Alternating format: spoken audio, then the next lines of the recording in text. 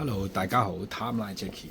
我哋今日講嘅標款呢係226627Titanium。咁點解會特別講呢一款標款呢？因為呢一款標款呢喺我哋買賣標嘅行頭裏面呢，係真係會比較少出現嘅標，係比較少中嘅。因為呢幾個原因啦，呢啲我一陣間先講啦。呢隻標呢係比較特別嘅，因為呢佢係用呢個Titanium 嘅物料啦。咁Titanium 咁特唔特別呢？咁其實任何一款比較熱門嘅標嘅牌子，可能都會有出過，甚至乎你買一啲好小眾嘅牌子，可能三幾千蚊都已經有 Titanium 嘅。咁點解勞力士到而家先至再出呢？咁當然去到呢秒鐘有標友一定會話以前都出過 Titanium 啦。咁但係以前出嗰啲Deep Sea 啊嗰啲呢，就唔會正常人買嘅。咁嗰啲就我喺我哋嘅角度啦，我就唔會當佢係一隻好通用嘅標咯。咁呢一隻就係一隻通用嘅標。咩叫通用嘅標呢？就係任何人都會買到嘅，男仔可以買得，女仔可以買得，亦都可以戴得到嘅，會帶出街嘅標先至為之通用。咁呢隻標用 Titanium 啦，咁一貫勞力士嘅作風佢洗一洗叫勞力士嘅作風啦。因為以前呢，你都知道所有有機密嘅嘢，特別嘅物料、特別嘅標盤，各樣嘅嘢都會出現喺雕陀嗰度啊。呢啲都大家都知道噶啦。類似一個實驗室咁樣啦，work 嘅 OK 嘅靚仔嘅，咁咧就會搬過去勞力士嗰邊度用。咁當然呢個機率係少啦，但係例如標盤啦，有啲特別嘅顏色啊，各樣嘢 work 嘅話，咁咪抌落去Oyster Perpetual 嗰度咯。咁樣就可以，所以而家就點解勞力士啲 OP 咧會有咁多隻唔同特別嘅色啦？因為行開咗條路，佢覺得 work，咁佢就會繼續出噶啦。但係Yachtmaster 呢一隻咧就比較特別啲嘅，因為咧佢咧係用個物料上已經係唔同啦，行太聽。咁勞力士而家現行嘅款行太聽嘅，而又適合人戴嘅，就淨係得呢一款嘅啫。但係可惜啦，我唔知道實際嘅情況啦。可惜嘅咧就係佢嘅銷情咧就唔係話去到好理想嘅，即係至少唔會去到一隻好熱門、好熱門，好似Submariner 啊、GMT 啊、Daytona 嗰啲咁熱門啦。就算係計 Yachtmaster 嚟到計嘅話咧，都會係普通嘅126622啊、126621啊，呢啲款會比較 hit 少少，會多人買啲嘅。一來佢有嗰個勞力士signature 嘅質感啦，因為始終大家都中意戴鋼錶、金錶，即係呢啲戴慣咗啦，已經咁多年咧入咗骨㗎啦。突然之間你俾一隻好輕物料嘅錶，叫啲錶友去嘗試嘅話，而家唔係三幾千蚊喎，唔係5萬10萬喎，而家挨近即係去到成19萬左右喎。你諗下啦，呢啲即係去到呢個價錢嘅時候，就唔可以強求啲錶友你試下啦，你試下戴啦，好舒服㗎。即係你唔可以咁樣去叫人哋去買嘢㗎嘛。咁無謂攞大嗱十幾萬去為咗個試字啊，係咪先？所以係會比較小眾啲嘅。咁佢嘅重量係去到有幾重呢？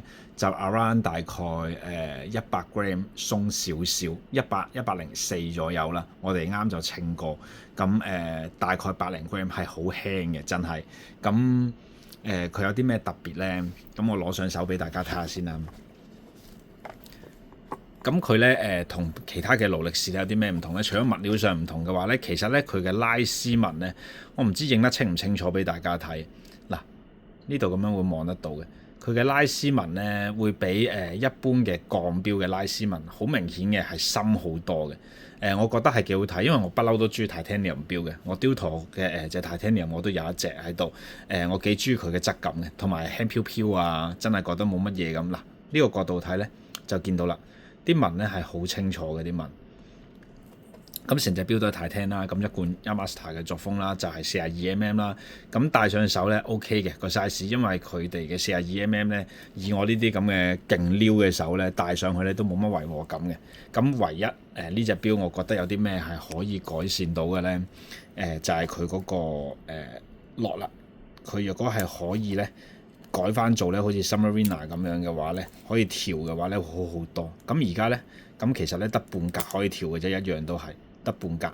咁如果係可以褪前褪後嘅話呢，我相信呢會多啲人會中意咯。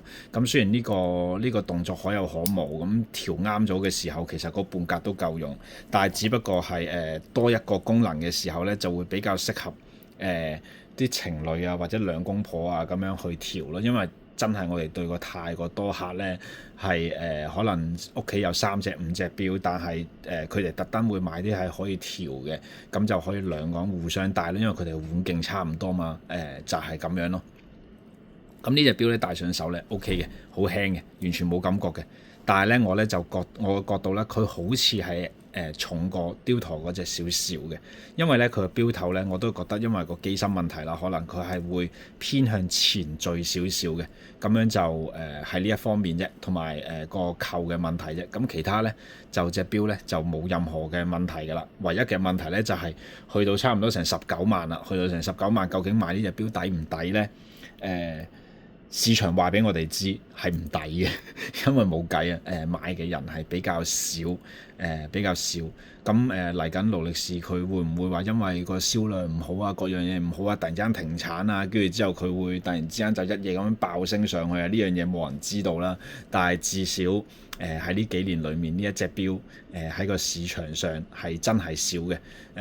唔需要直情係我講話多唔多少唔少嘅。你哋喺條街嗰度呢，我相信都冇幾多個錶友呢喺條街度見到有人戴過出街嘅。如果有嘅話呢，話聲俾我知咯，喺樓下留言。但係真係我自己啦，我本身我出街咧就好留意人哋戴咩錶嘅，戴得好唔好睇嘅，就唔係睇佢戴咩牌子嘅。咁咧就咧，我都好少可見人哋戴呢一隻錶。印象中我係冇見過嘅，直情係冇見過有人喺條街度戴住呢隻錶嘅。所以咧，我咧對上賣出去嗰啲咧，我都唔知道究竟喺邊一度可以撞到佢哋啦。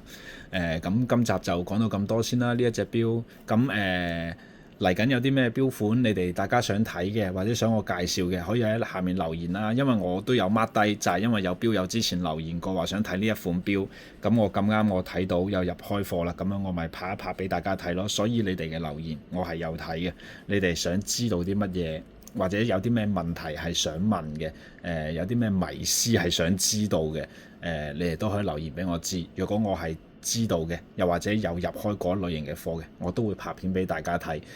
當然唔局限係錶嘅款式裏面啦，有好多錶友咧係最八卦係啲咩咧？啲行內嘅新聞啊，啲客人嘅花邊新聞啊，你係想知道嘅八卦想知嘅，都可以留言俾我知。如果唔係去到太敏感嘅話咧，我都話俾你哋知。如果去到好敏感嘅話咧，咁我就會適量加少少隱喻啦，你哋自己去估啦。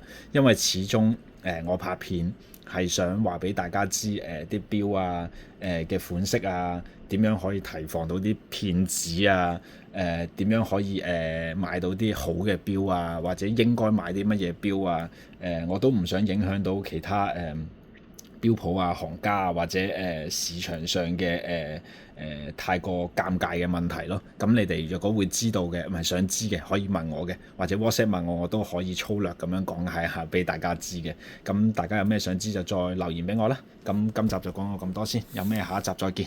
好，拜拜。